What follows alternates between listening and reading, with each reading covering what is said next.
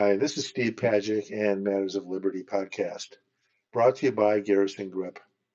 You know when you see something in the media that you wish everyone would see, a clip that was particularly important? Well, this is one right here, and I hope it is for you, as it was for me. Pass it along to everyone you know because Tucker is killing it, especially with Rivera. The important thing is that it's only 6 minutes long for your friends who don't want to sit and wait for it. Geraldo got so flustered by Tucker, he politely opted out of the exchange. Enjoy. Carlson joins us now. The latest episode of Tucker Carlson Originals is out today on Fox Nation. He goes to the epicenter of the border crisis where Americans say they are forced to arm themselves. Watch. Where's our federal government? Nobody's helping us out. People are afraid in their own homes right now. People are afraid in their own yards. And I never leave home without a pistol in my pocket and a dog on my side. None of our family feels safe leaving the house without a gun. This is America. We shouldn't have to live in fear in our own house. It's gonna go to where people are gonna start freaking dying. And it ain't gonna be us in this town.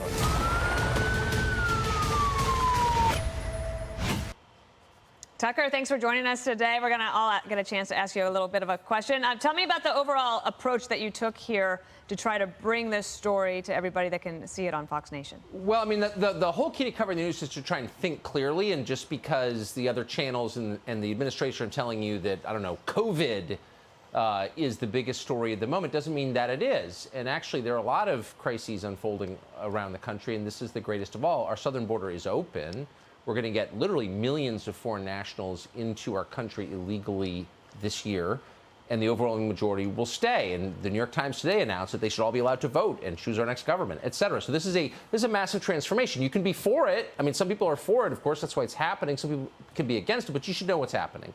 And the people who live, you know, within 50 miles of the border have had their lives completely transformed and destroyed in a lot of cases because of it. There are victims of this. It's not a victimless crime at all. And we felt duty bound to show what it looks like and, you know, what do they think of it? Like, let's say you live in Uvalde, Texas. What is your life like? Can your kids go to school? Answer, no, because the border's open. And for some reason, no one is telling this story. I must have seen 15 stories about people who didn't get the vaccine and they're sick and they deserve it. I mean, that's like the lead of every website in the world right now. Okay.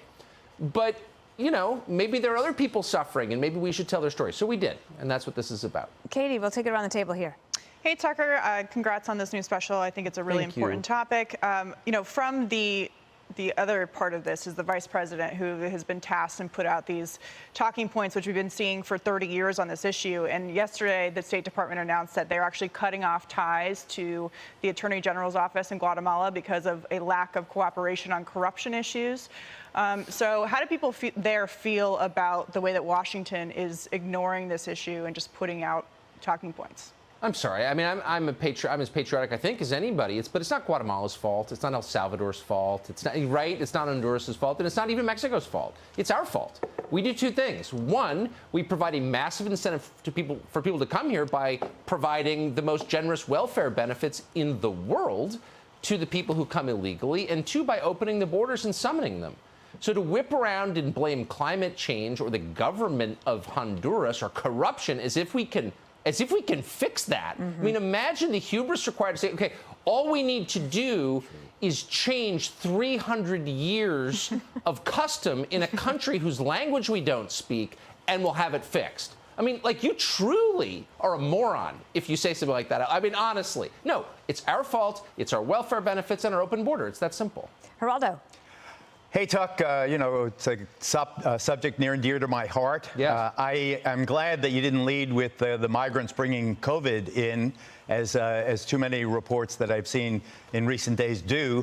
Because those overblown health fears are the xenophobic reaction to immigrants since the Irish in the 19th century. The Irish in the 19th century.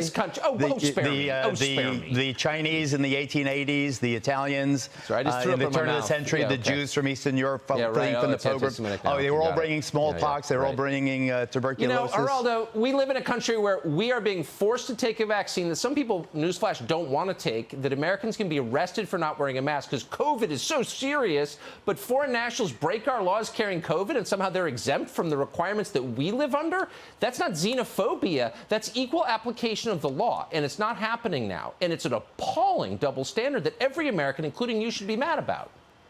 Well, I'm mad about exaggeration and hype. What? It's a policy. They are not forcing. Look, if you work in the federal government, you have to get the vaccine. But if you break our laws as an illegal alien, you don't? Why don't you explain why that's a good idea to me? Well, I don't think the segment's about me. I would be glad to, but I think I would rather refer it to let Jesse be the subject now. Okay. And Greg's going to ask you about fishing. Geraldo, this is what we've been... Tucker, this is what we've been dealing with all week with Geraldo. So my apologies on the shows. I love Geraldo. We love him too, but sometimes he needs a little tough love. I caught last night some of the clip that you promoted, and one of these homeowners, female, was packing heat. And she never did that before. It was the first time she had to do this because she said cartels were operating on our side of the border. And tell me what you thought about that comment.